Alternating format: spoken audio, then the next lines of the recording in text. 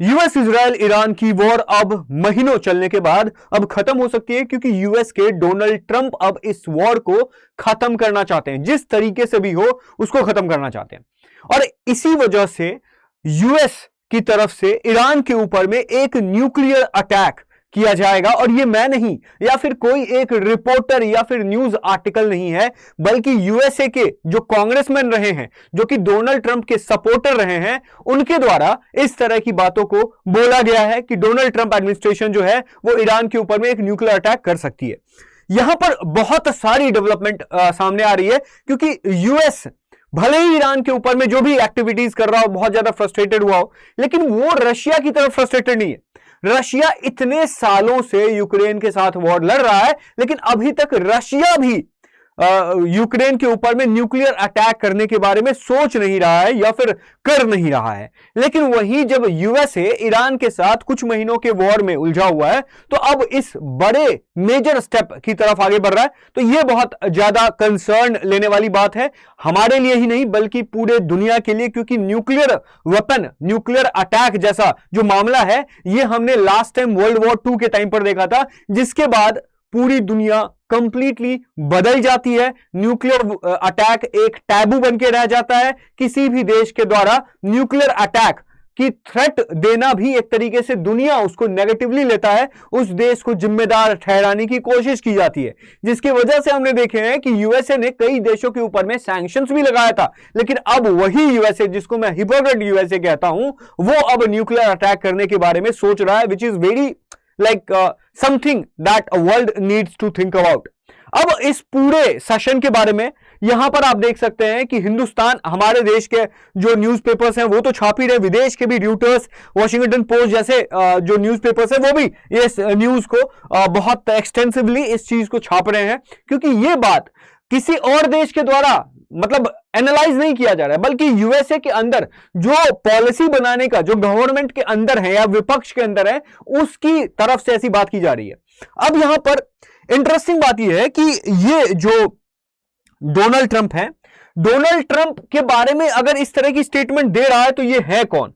तो भाई देखो, सबसे पहले देखो, पूर्व अमेरिकी सांसद मैजोरी टेलर ग्रीने ने दावा किया कि ट्रंप एडमिनिस्ट्रेशन के अंदर ईरान के खिलाफ न्यूक्लियर वेपन्स इस्तेमाल किए जा सकते हैं। और इस चीज को लेकर के Trump administration high level discussions में इन्वॉल्व होना शुरू हो गया। ये दावा किसका? ये ग्रीनी का दावा। क्या और यूएस ईरान कॉन्फ्लिक्ट जो कि पहले से एस्केलेट हो रहा है, जिसका प्रारूप अब जाकर के चेंज होने वाला है, क्योंकि 60 दिन की जो नेगोशिएशन पीरियड थी वो अब समाप्त हो चुकी है। इन सब के बारे में हम यहां पर जानेंगे।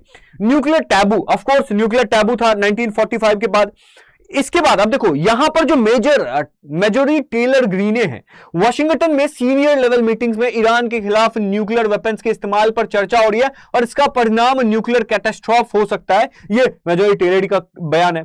अब ये अगर इस तरह की स्टेटमेंट आते हैं तो भाई सबसे पहले हम उस व्यक्ति की बारे में जानने की कोशिश करते हैं कि ये जो क्लेम किया जा रहा है वो व्यक्ति कौन है, तभी तो इसके ऊपर में एक तरीके से सत्यता की हम या फिर एक्सपेक्ट कर सकते हैं कि कितना जल्दी ये क्लेम सच होते हुए दिख रहा है। तो यहां पर देखो, ये डोनाल्ड ट्रंप है, ये मेजोरी ग्रीन टेलर है ना। इन दोनों को आप लग रहा होगा कि जैसे ये मतलब रूलिंग पार्टी और ये ऑपोजिशन पार्टी ना। इंटरेस्टिंग बात ये है कि ये जैसे हमारे देश में कांग्रेस पार्टी है, उसी तरीके से राहुल गांधी की तरफ से अगर बयान आएगा कि भाई सरकार इस तरह के मेजर स्टेटमेंट या मेजर स्टेप लेने वाली है, तो हमें उसे कंसर्न की तरह देखना चाहते हैं। खैर, हमारे देश की जो ऑपोजिशन है वो तो भारत और इटली के रिश्ते को बर्बाद करने के ऊपर में लगी हुई है।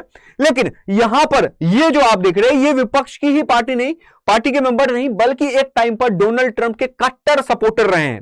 जो डोनाल्ड ट्रंप का जो मास है, जो मास बेस है, जो मागा है, मेक अमेरिका ग्रेट अगेन वाले जो बेस हैं इनकी बहुत बड़ी सपोर्टर रही है और इनके बहुत सारे स्टेप्स में ये साथ देती हुई दिख रही थी। लेकिन जब ट्रंप एडमिनिस्ट्रेशन का जो एक तरीके से एक तरीके से जो पूरा आइडियोलॉजी रहा है कि भाई जो इलेक्शन में बोल करके आए थे कि अगर हम इलेक्शन में आएंगे तो हम ये काम करेंगे, उसके उलट वो वही सारी काम कर रहे हैं। वो कह रहे थे कि भाई अमेरिका किसी भी दूसरे देश के वॉर में क्यों इन्वॉल्व हो रहा है, वो खुद इन्वॉल्व हो रहे हैं। वो जो मतलब बाइडेन है, जो बाइडेन है, उनको इस चीज को लेकर क्रिटिसाइज करते थे, अब वही ये काम सब कर रहे हैं। वो चाइना के ऊपर में प्रतिबंध लगाने वाले थे, इंडिया से रिश्ते सुधारने वाले थे, लेकिन डोनाल्ड ट्रंप वही काम कर रहे हैं जिसको उन्होंने अपने चुनावी दौरे में क्रिटिसाइज किया था। अब इसी पॉलिसीज की वजह से जो मार्जरी टेलर ग्रीन है, ये अब यहां डोनाल्ड ट्रंप के पार्टी से, डोनाल्ड ट्रंप से अपनी दूरियां बढ़ा रहे हैं। और इस चीज का जो सबूत है वो आप यहां पर देख सकते हैं कि टाइम मैगजीन का ये छापा गया आर्टिकल है, जिसमें टकर कार्लसन, जिसको आप जानते होंगे, बहुत ही फेमस पर्सनालिटी है, और ये है टकर कार्लसन और ये है मार्जरी ग्रीन टेलर, जो कि एक टाइम पर ट्रंप के जो बहुत सपोर्टर रहा करते थे, उन्होंने इनके साथ को छोड़ दिया। टाइम मैगजीन के द्वारा छापा गया ना। यहां पर आपको समझने के लिए एक पूरा टाइमलाइन देना पड़ेगा कि भाई ऐसा नहीं है कि सडन न्यूक्लियर अटैक की बात हो रही है कि भाई कोई भी, जैसे इंडिया पाकिस्तान में वॉर होता है तो लोग सीधा न्यूक्लियर बॉम्ब के ऊपर में पहुंच जाते हैं, क्योंकि पाकिस्तान का ये आदत है कि वो कुछ दिन भी भारत के साथ सस्टेन नहीं कर पाता। 1971 में पाकिस्तान ने देख लिया था। तो अगर वॉर पाकिस्तान इंडिया के बीच में होता है तो पाकिस्तान थोड़ा शॉक हो जाता है और थोड़ा जल्दी कोशिश करता है कि इस वॉर को खत्म किया जाए, क्योंकि वो टिक नहीं पाएगा। इसी वजह से वो न्यूक्लियर अटैक की धमकियां देने लगता है। लेकिन जब भी किसी दो देश में वॉर होता है तो अक्सर देखा जाता है कि वो जो वॉर है वो थोड़ी एक्सटेंड होती है। इसी की वजह से भारत, मतलब ईरान और यूएसए, जिसमें इजराइल भी इन्वॉल्व है, ये जो पूरा वॉर है वो बहुत ज्यादा एस्केलेट हो चुका है। इसका जो नेचर वॉर का था वो पहले दूसरा था, अब इसका प्रारूप बदल गया। इंटरिम अंडरस्टैंडिंग ये थी दोनों देश के बीच में कि एक नेगोशिएशन से आगे बढ़ेंगी, जिसकी वजह से ये जो इंगेजमेंट है वो डिसएंगेजमेंट होगा, एस्केलेशन डिसएस्केलेशन में होगा। लेकिन ये अरेंजमेंट टूट गया है और 17 अगस्त को ट्रंप ये साफ संदेश दे चुके हैं कि भाई अगर कोई ऐसा इंगेजमेंट ईरान के साथ होता है, कोई डील ईरान के साथ होती है और वो डील अगर अमेरिका को सेटिस्फाई करते हुए नहीं दिख रहा होता है तो वो डील से पीछे भी हट सकते हैं। डोनाल्ड ट्रंप का ऐसा कहना था। और ये जून के टाइम पर ईरान और यूएसए के बीच में एक नेगोशिएशन हुई थी। 60 दिन का एक विंडो लिया गया था, जिस विंडो में दोनों नेगोशिएट करेंगे। लेकिन आज उस नेगोशिएशन के विंडो का आखिरी दिन कल था, 17 अगस्त, जिसके बाद अब यह संकेत जारी हो रहे हैं कि ईरान और यूएसए फुल फ्लेजेड वॉर में इन्वॉल्व हो सकते हैं, जिसकी वजह से बहुत बड़ा टेंशन पूरे दुनिया के लिए हो जाएगा। नाउ इस चीज को समझने के लिए कि भाई इतना समय लग क्यों रहा है, ईरान यूएसए के वॉर में इतना समय क्यों लग रहा है, वो लोग नेगोशिएशन में क्यों नहीं पहुंच पा रहे, तो सबसे पहले मैं आपको बता दूं कि देखो, किसी भी पॉलिटिकल पार्टी को फंडिंग जिस भी कंपनी के द्वारा किया जाता है, जिस भी मतलब डोनेशन जिस कंपनी के द्वारा लिया जाता है, तो अगर वो पॉलिटिकल पार्टी सत्ता में आती है तो वो अपने सपोर्टर्स, जो उनको फंडिंग जिस कंपनी के द्वारा मिलता है, उसी के लिए, उसी को प्रॉफिट टेबल बनाने के लिए वो सरकार ऐसा काम करती है। तो जो डोनाल्ड ट्रंप को पैसा मिला था वो मेजर डिफेंस इक्विपमेंट के जो सेलर हैं उनके द्वारा दिया गया था, जो भी ऑयल कंपनीज हैं उनके द्वारा डोनेशन दिया गया था, जो उसके बाद जो वेपन्स बेचते हैं उनके द्वारा इनको डोनेशन दिया गया था। तो डोनाल्ड ट्रंप, अगर ये वॉर हो रहा है तो इसमें भले यूएसए के जवान मर रहे हो, यूएसए का मतलब इकोनॉमी कहीं ना कहीं तबाह हो रहा हो, लेकिन इसमें डोनाल्ड ट्रंप का अपना एक सेल्फ इंटरेस्ट भी है, क्योंकि उन्हें अपने डोनर को खुश करना है, जिसकी वजह से जितना ज्यादा यूएसए वॉर में इन्वॉल्व रहेगा उतना ज्यादा हथियार बिकेगा, उतना ज्यादा ऑयल के ऊपर में प्रतिबंध लगेगा, जिसकी वजह से बाकी दुनिया जो गल्फ कंट्री से ऑयल लेती थी वो अब यूएसए से लेगी, वेनेजुएला से लेगी, और वेनेजुएला से लेगी तो फिर इससे जो है डोनाल्ड ट्रंप को जो पैसा देने वाली जो ऑयल कंपनियां हैं उनको यहां पर फायदा होगा। यही यूएसए और डोनाल्ड ट्रंप का यहां पर एक्सपेक्टेशंस था। लेकिन अब यहां पर देखिए, ईरान को उन्होंने सोचा था बहुत हद तक डैमेज पहुंचा देंगे और हम जो है वो ईरान के पूरा एकदम सिस्टम को ही खत्म कर देंगे, इसीलिए खमैनी को उन्होंने मार दिया था। लेकिन ईरान का सिस्टम खत्म नहीं हुआ, क्योंकि ईरान को सपोर्ट मिल रहा है रशिया और चाइना से, और ईरान खुद भी समृद्ध है। वहां के जो लोग हैं वो सरकार के ऊपर में प्रेशर नहीं बनाते हैं कि आप वॉर से जल्दी पीछे हट जाओ। भारत में अगर आप देखना, अभी हम लोग हमेशा युद्ध घोष की बातें करते हैं, हम लोग बोलते हैं कि नहीं, पाकिस्तान के साथ अगर वॉर हो भी जाता है तो भारत सही कर रहा होगा, मतलब पूरा भारत का जनता थोड़े बहुत कष्ट झेलने के लिए तैयार है।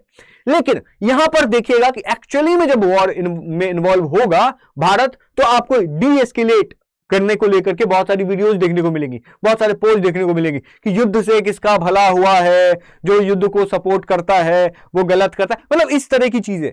उस टाइम पर प्रेशर बनाना शुरू हो जाएगा इंडिया के सरकार के ऊपर में। लेकिन ईरान की जनता जानती है कि भाई हम लोग जो है वो अगर अमेरिका के सामने में अभी झुक गए तो फिर जो मतलब बहुत समय पहले जो शाह रिजीम था, जिसको ईरान के द्वारा तोड़ के अपना सोवरेन गवर्नमेंट स्टैब्लिश किया गया, वो सोवरेन गवर्नमेंट फिर से ईरान की सोवरेनिटी खत्म हो सकती है और यूएसए के एजेंट को वापस से ईरान के ऊपर में मतलब स्टेबलाइज कर दिया जाएगा। तो ये ईरान का थॉट है, ईरान के लोगों का थॉट है, इसीलिए वो अपने सरकार के सपोर्ट में दिखते हुए दिख रहा है, जो कि यूएसए के एक्सपेक्टेशन से काफी बाहर था ना। ईरान इस वॉर को क्यों एस्केलेट कर रहा है? इतना डैमेज होने के बावजूद भी ईरान इस वॉर को कंटिन्यू कर रहा है, मतलब सरेंडर नहीं कर रहा है। क्यों? क्योंकि ईरान का यह है कि ईरानियन पोर्ट्स के ऊपर में ब्लॉकेड हटाए। जब तक यूएसए ईरानियन पोर्ट्स के ऊपर में ब्लॉकेड रखेगा, ऑयल का जो सैंक्शन ईरान के ऊपर में लगाया गया यूएसए के द्वारा, जिसकी वजह से ईरान अपना ऑयल विश्व में दूसरे देशों को बेच नहीं पा रहा है, जिसकी वजह से ईरान को फायदा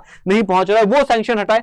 फ्रोजन ईरानियन एसेट्स, जो ईरान के पैसे या एसेट जो विदेशों में रखे हुए थे, जो दूसरे देशों के पास था, जिसके ऊपर में यूएसए के द्वारा फ्रीज लगा दिया गया, जैसे यूएसए रशिया के ऊपर में लगाया था स्विफ्ट जो था सिस्टम, उसके ऊपर में मिलिट्री थ्रेट्स और बहुत सारा पैसा जो ईरान का वेस्ट हुआ है, जिसकी वजह से ईरान अब चाहता है कि रेपरेशन मिले। इतना जो हमने डैमेज खाया है उस डैमेज को हमें मतलब रेपरेशन यूएसए के द्वारा दिया जाए ना। यूएसए क्या चाहता है?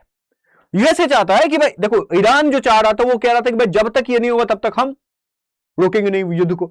यूएसए क्या चाहता है? यूएसए चाहता है कि जो ईरान के पास यूरेनियम एनरिचमेंट की जो कैपेबिलिटी है उसको वो सीमित करे, क्योंकि यूरेनियम एनरिचमेंट होगा तभी एटम बॉम्ब बनेगा। एनरिच्ड यूरेनियम जो भी स्टॉक पाइल ईरान की सरकार ने स्टोर किया है कि हम न्यूक्लियर बॉम्ब बनाएंगे इससे, उसके ऊपर में रेस्ट्रिक्शंस लगाए। और इसके बाद जो IAEA इंस्पेक्टर्स हैं जो कि देखते हैं कि कौन सा देश न्यूक्लियर प्रोलिफरेशन कर रहा है, न्यूक्लियर बॉम्ब्स बना रहा है, जो नया देश, तो उनको इंस्पेक्ट करता है, देखता है कि किस लेवल तक पहुंचा और कितना हमें इसको रोकना है, कैसे रोकना है। न्यूक्लियर वेपन्स की जो संभावना ईरान के पास है कि ईरान से सब उम्मीद लगाए बैठे हैं कि आज न कल ईरान न्यूक्लियर बॉम्ब बनाएगा, वो संभावना वो कंप्लीटली छोड़ दे, कंप्लीटली उससे बाहर आ जाए, और जिसकी वजह से ये पूरा वॉर शुरू ही हुआ था। नाउ अमेरिका अब तक सिर्फ वो बातें नहीं कर रहा जो वो पहले कर रहा था। अमेरिका अब इस न्यूक्लियर डील के आगे बात कर रहा है, क्योंकि हम जो है ईरान को इतना डैमेज पहुंचा दिए हैं कि अब तो ईरान ये कर ही लेगा, तो इसके अलावा हम कुछ लेके आते हैं क्या?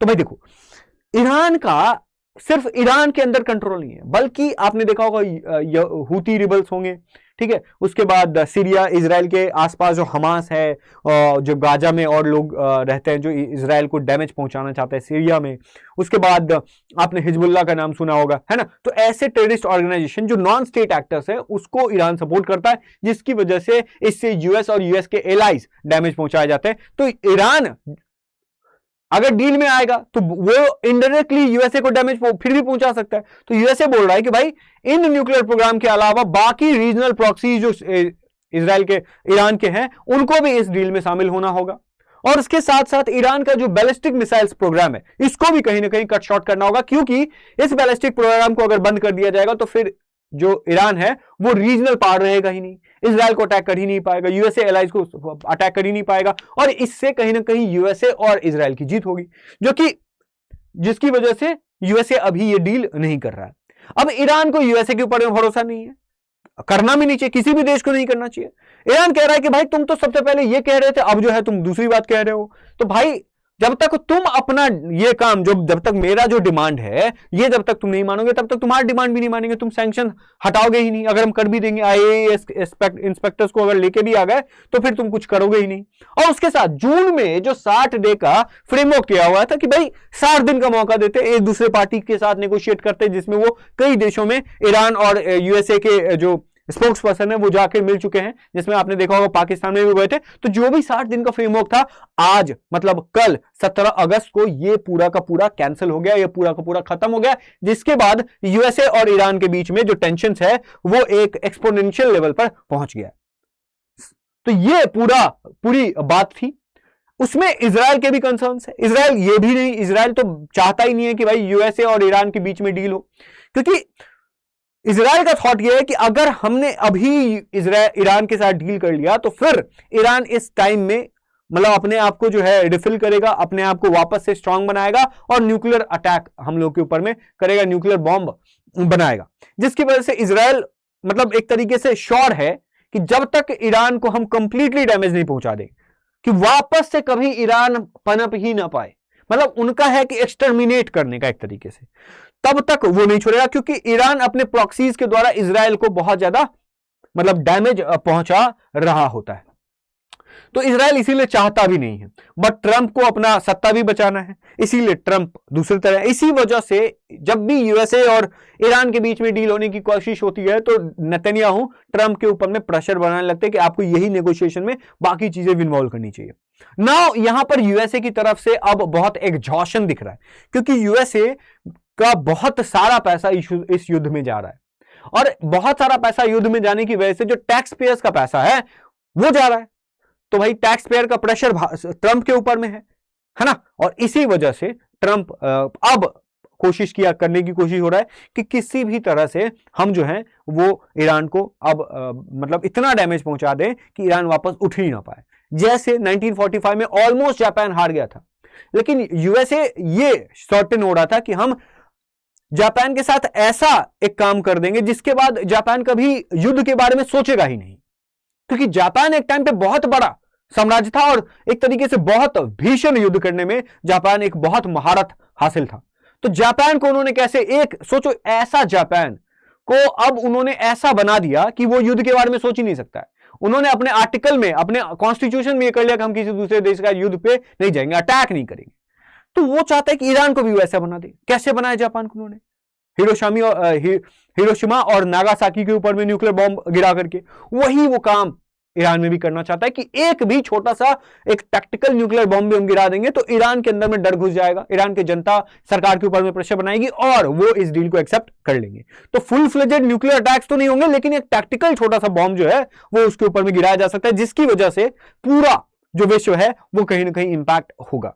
और ये क्यों टैबू था ये तो मैंने आपको बताया था, और यही चीजें हैं कि भाई जो सबसे बड़ा प्रेशर पॉइंट है स्ट्रेट ऑफ हॉर्मुज है। स्ट्रेट ऑफ हॉर्मुज की वजह से 20% ऑयल पूरे दुनिया का ट्रेड होता है, बहुत बड़ा चोक पॉइंट है, और ईरान की धमकी है कि वो अब बाबल मंदेब को भी कहीं ना कहीं टारगेट कर सकते हैं। तो इसी की वजह से अगर न्यूक्लियर वेपन का इस्तेमाल होता है तो कहीं ना कहीं US uses tactical nuclear weapon on Iran, Iran रिटेलिएट्स, Iran भी वापस से रिटेलिएट करेगा और अपने भयंकर से भयंकर मिसाइल का इस्तेमाल करने की कोशिश करेगा। इजराइल और गल्फ कंट्रीज वापस से आ जाएंगे, गल्फ कंट्रीज भी एक्शंस लेना शुरू कर देगा, अभी नहीं ले रहा है लेकिन उस टाइम पे एक्शन लेना शुरू हो जाए, क्योंकि न्यूक्लियर एस्केलेशन बढ़ रही है, और रशिया और चाइना भी कहीं ना कहीं इसमें इन्वॉल्व होने की कोशिश करेंगे, जिसकी वजह से एक यूएस युद्ध की तरफ हम आगे बढ़ सकते हैं। वर्ल्ड वॉर 1 जैसा सिनेरियो वापस से क्रिएट हो सकता है, जब एक बड़ा देश छोटे देश को टारगेट करने की कोशिश कर रहा था। नाउ इससे क्या क्या हो सकता है ये हमें बात करने की जरूरत नहीं है। रेडियो एक्टिव कंटामिनेशन हो जाएगा, ग्लोबल डिप्लोमेटिक बैकलैश शुरू हो जाएगी, ईरान रिटेलिएट करेगा, अंडरग्राउंड फैसिलिटीज कहीं ना कहीं तबाह हो जाएंगे, लेकिन इसकी वजह से वो वाला लोकेशन जिसके ऊपर में न्यूक्लियर बॉम्ब का इस्तेमाल किया जाएगा वो पूरे मतलब इतिहास में ही एक मतलब एक लेवल का डार्क डेज हो जाएगा। उसके बाद वहां की जो जनता है वो कभी उस पीड़ा से उभर नहीं पाएंगी। बाकी आपको क्या लगता है कि ये न्यूक्लियर एस्केलेशन क्या यूएसए जैसा मैच्योर देश ले सकता है? क्योंकि यूएसए ही है जिसको आज हम मैच्योर कह रहे हैं, वो वही देश ही है जो जिसने ऑलरेडी डिफीटेड जापान के ऊपर में न्यूक्लियर अटैक किया था, न्यूक्लियर बॉम्ब गिराया था। तो हम यूएसए से एक्सपेक्ट भी नहीं कर सकते अरे वो बहुत अच्छे देश हैं, वो बहुत मैच्योर देश है। नहीं यार, किसी को भी अगर अपना सेल्फ इंटरेस्ट साबित करना होता है तो फिर वो साबित करके रहता है, चाहे ऐसे हो चाहे वैसे हो। तो आपका क्या मानना है? क्योंकि इससे इंडिया को भी बहुत ज्यादा नुकसान पहुंचेगा। इंडिया को इसमें कैसे इंटरवीन करना चाहिए, क्या बात करना चाहिए, इंडिया को नेगोशिएशन में कंट्रीब्यूट करना चाहिए, रशिया और चाइना को बीच में आना चाहिए बीच बचाव करने के लिए? क्योंकि अगर अभी ये मामला एस्केलेट होता है फिर रशिया के पास भी मौका मिल जाएगा कि अगर यूएसए न्यूक्लियर बॉम्ब का इस्तेमाल कर रहा है तो हम भी यूक्रेन के ऊपर में न्यूक्लियर बॉम्ब या यूरोप के ऊपर में न्यूक्लियर बॉम्ब करें का इस्तेमाल करें। तो एक बहुत बड़े संकट की ओर दुनिया बढ़ सकता है, जिस संकट से हम सबको मिल करके लड़ना है। जो यूएसए हमें कह रहा है कि भाई इंडिया पाकिस्तान में वॉर हो जाएगा, न्यूक्लियर बॉम्ब पहुंच जाएगा, वो अपने आप को कंट्रोल करे। तो आपका क्या मानना है कमेंट सेक्शन में जरूर बताइएगा। Let the world knows what India thinks. पूरी दुनिया को बता दो कि इंडिया का क्या स्टैंड है। ठीक है, मैं मिलता हूं आपसे नेक्स्ट वीडियो में, तब तक के लिए thank you so much, keep learning और जय हिंद। अगर आपको ये वीडियो अच्छा लग रहा है तो वीडियो को लाइक कीजिए और अपने दोस्तों के साथ शेयर करना ना भूलें। ठीक है, चलो बाय।